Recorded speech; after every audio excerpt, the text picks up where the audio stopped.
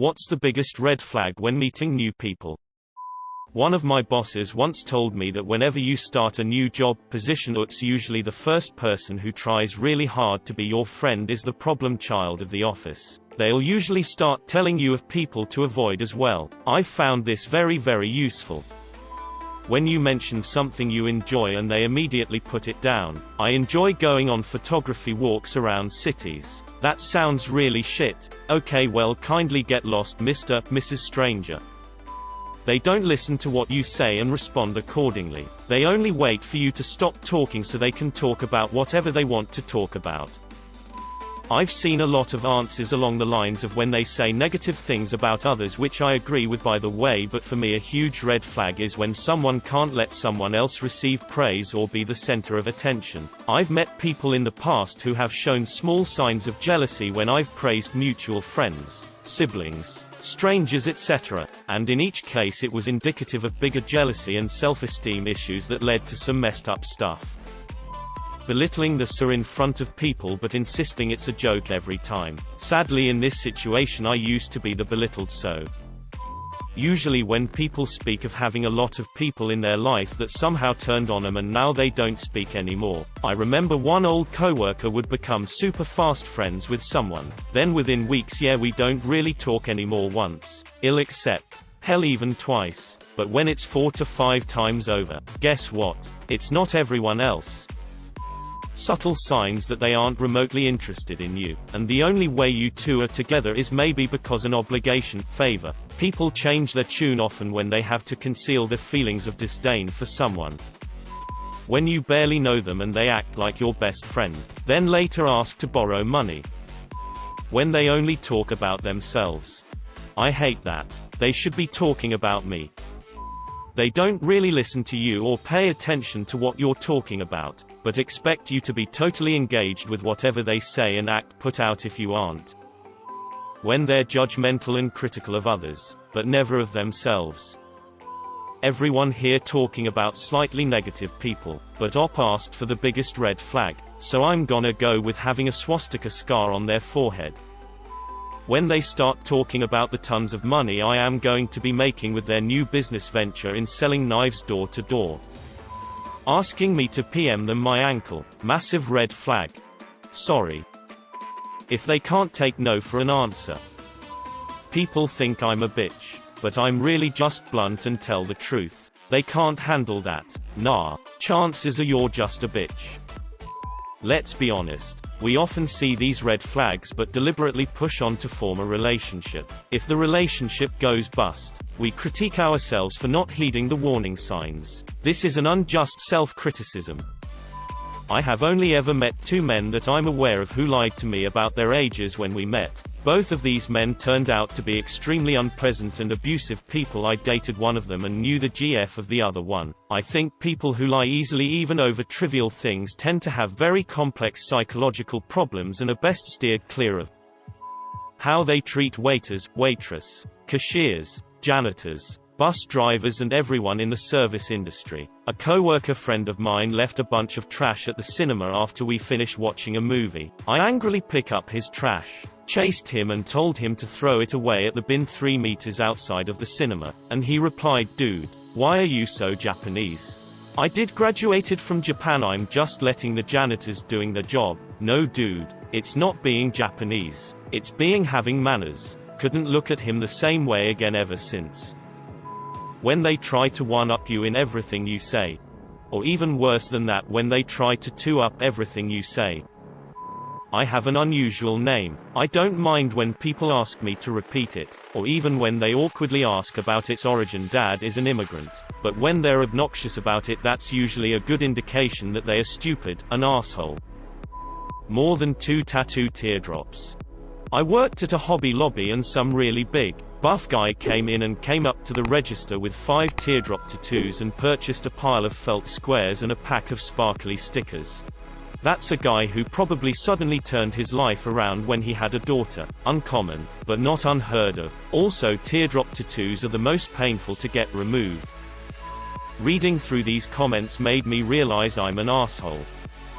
When they monopolize a conversation. When they steer the conversation so that you end up being shown a phone full of photos. When they engage in a whole monologue about their health or relationship issues. When they brag a lot, if not about themselves then their family members. Too much information too quickly. People who divulge too much about themselves from the offset generally have poor boundary issues. When they're instantly rude to e.g., waiters or strangers in general. When the first thing they tell you about themselves is all the hardship and unfairness in their lives. I was born with glass bones and paper skin. Every morning I break my legs. And every afternoon I break my arms. At night, I lie awake in agony until my heart attacks put me to sleep. If you won't let you get 2 words in before interrupting anything you say.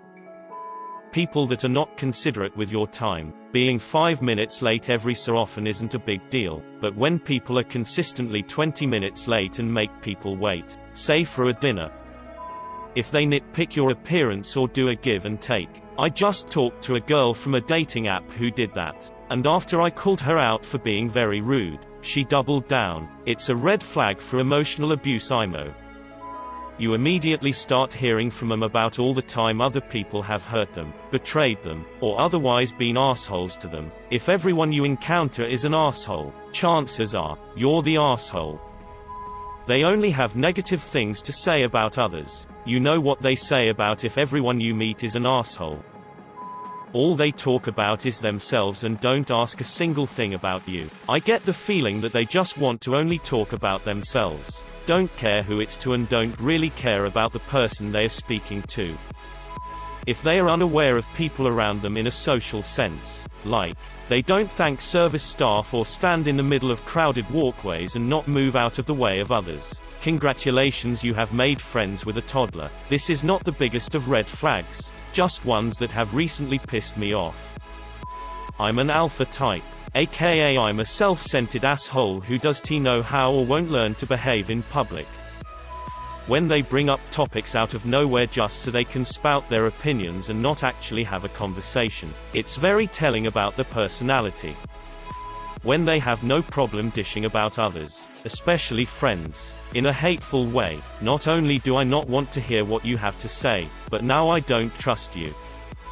When they shake your hand way too hard. Like WTF you psycho. I still remember you Ben you whack job.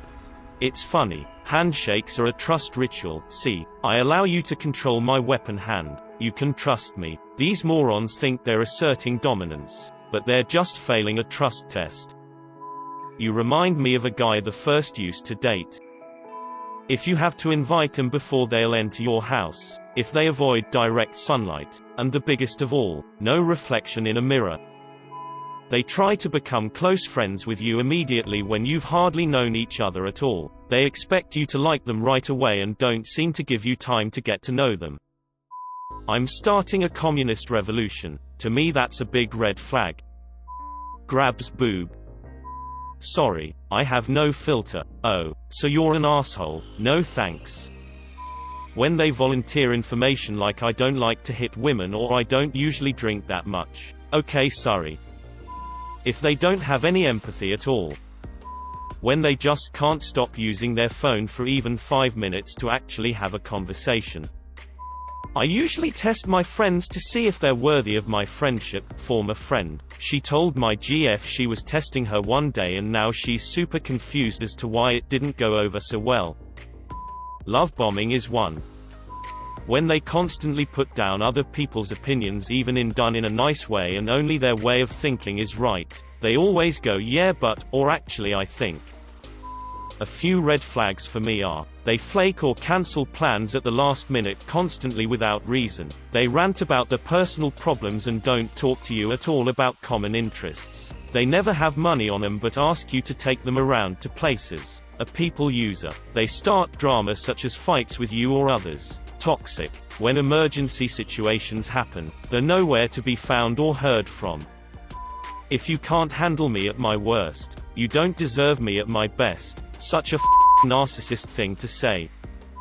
Their word choice. People who refer to women as bitches, men as dicks. or anyone by a derogatory term pertaining to them. If we're already friends and they use it jokingly, that's different. But people complaining about my bitch of an ex are almost always people I don't want to hang out with. When they talk down to the servers in a restaurant.